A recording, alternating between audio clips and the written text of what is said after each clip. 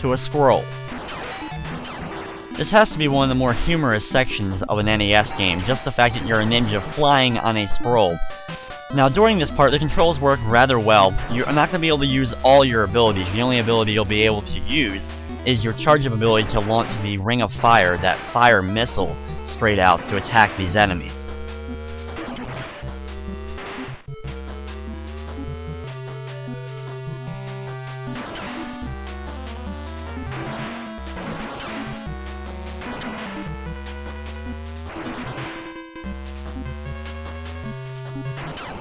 When you reach the end of the section, you fall for a while and land, and we're gonna head left. Now we're gonna use our Invincibility for the first time here. And you can see that the Invincibility obviously makes you completely invisible and allows you to bypass any of the enemies as well as any hazards in the way. This is probably the most effective way to defeat enemies in the game. You'll be able to get past a lot of the tougher areas by just turning invisible, and this also works in boss battles.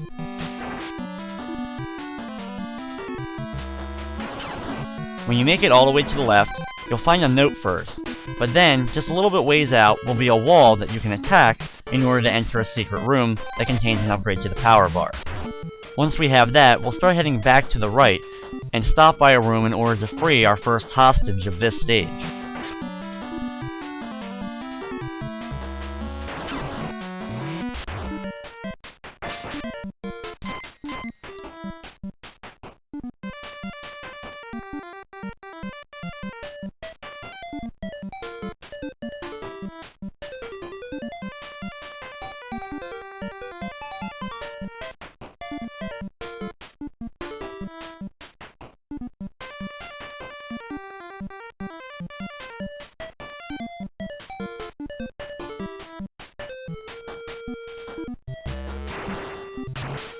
While these normal enemies can still be taken out really easily, the most effective thing to really use the Invincibility for during this part is going to be the ninjas that disappear and reappear coming up after the falling bamboo for the second time. Use the Invincibility to get past the falling bamboo sticks, and then when you make it back to where we first landed from the scrolling shooter part, this is where those ninjas come into play. They're rather difficult to deal with, so the best thing to do for them is just turn invisible and try to either attack them or move very quickly away from them to just bypass the whole battle against them.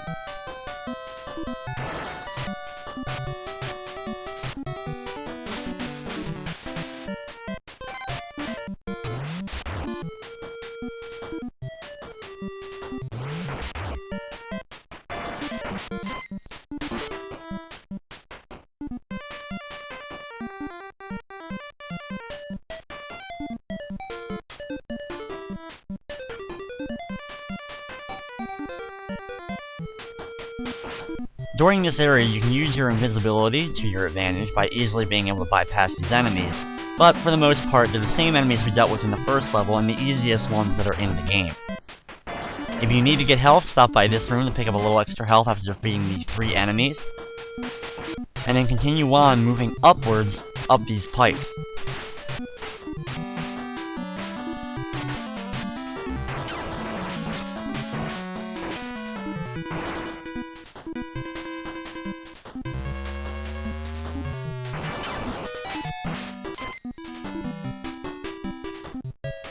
After a short walkway with a few enemies, fall back down another pit, entering the first door you see to free another hostage.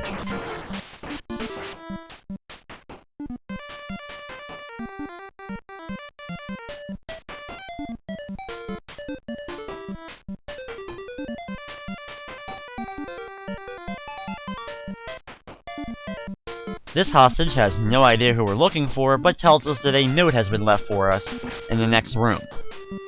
If he didn't know who he was, how the heck did he know he left a note? That one's just kind of puzzling. Anyway, the note just tells us another hidden location of a secret room.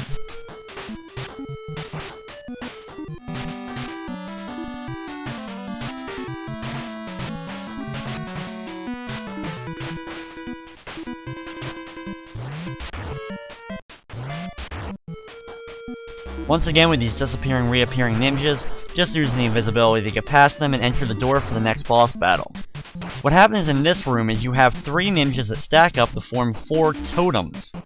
I'm not sure exactly how this works. The best ability really to use is anytime you shoot them, that's when they're going to turn around and fire at you. Charge up while holding down in order to launch the little fireball at them that'll bounce across the ground and into them. This works very well for the first 3 totems. Once they're defeated, however, the 4th totem will start flying around the room and spewing projectiles anytime it stops. Just either use the same move we used on the other totems, or jump up and attack them when they're in the air, and after only a few hits you'll defeat it and complete the 2nd level of Wrath of the Black Manta.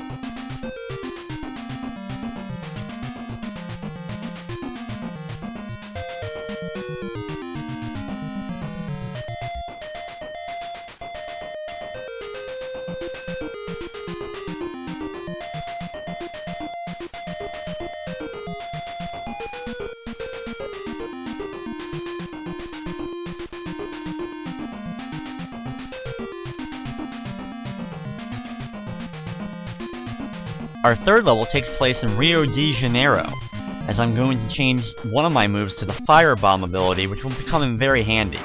You can see when I charge it up, literally, fireballs will fall from the ceiling, taking out anything they hit. Sometimes you'll end up missing with this projectile weaponry because they will somehow go in between the enemies and they'll be able to dodge them. Once you make it to the top, defeat another one of those red flying ninjas to get another scroll for another scrolling shooter level.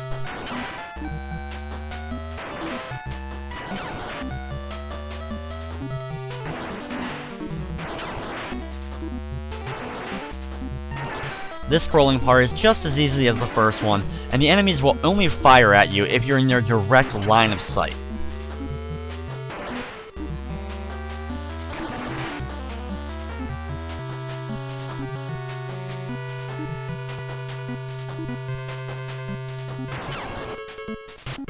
We land here on a giant ship, and now we can actually enter the first room in order to get a little bit of extra health if you want some.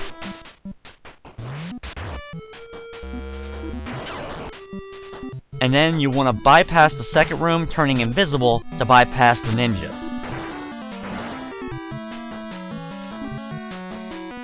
This one's great.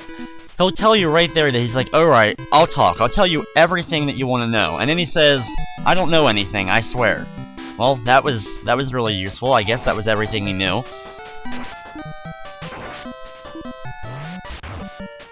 Enter this room to get another one of the hostages, the first from Rio de Janeiro.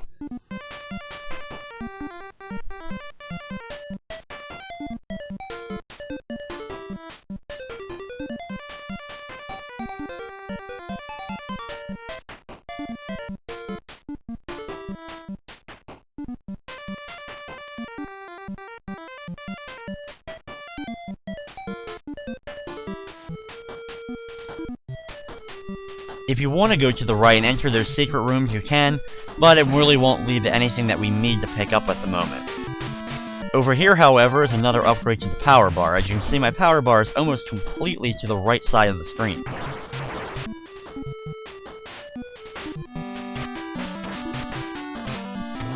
This door contains our 2nd hostage from Rio de Janeiro.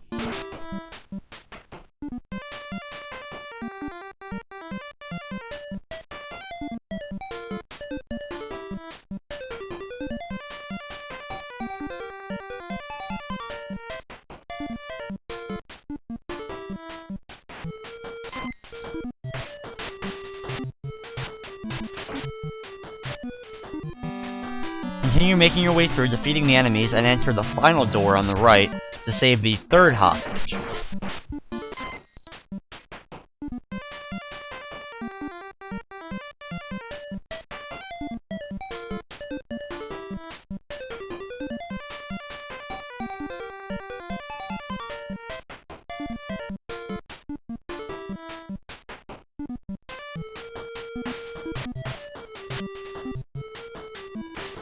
Once you've freed the hostage, make your way up the pipes to go up to this part.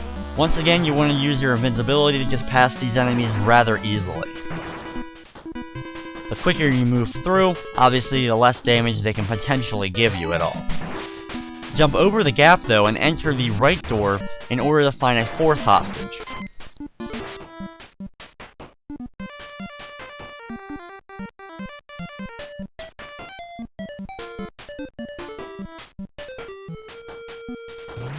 Leave the hostage room, go back through the previous door, and then you want to go down the pit. If you want to grab an extra piece of power for your bar, hit the left wall a few times in order to grab that.